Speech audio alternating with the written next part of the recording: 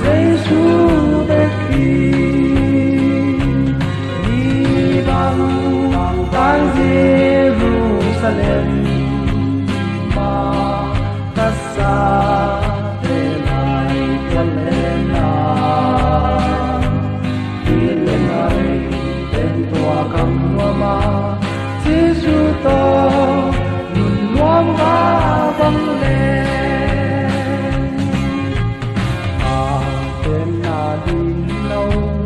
tâm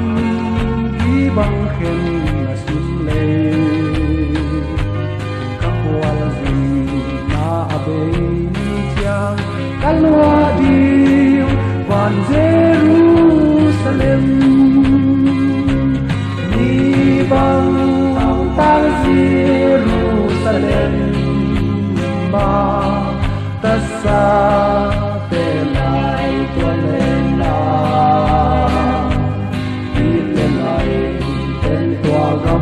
mà Giêsu to nun loang ba vang lên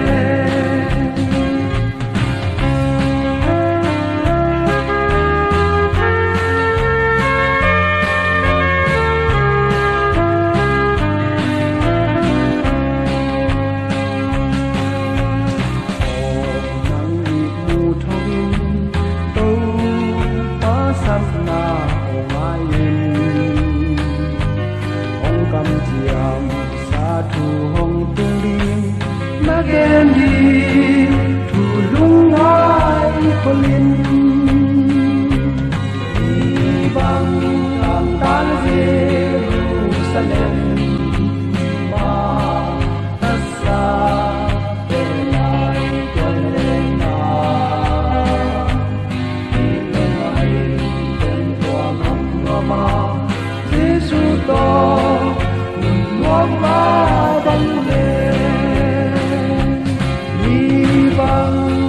tang Jerusalem mà ta xa về lại tuần lên đi lên này tên của ngắm mà Giêsu to loang ba vang lên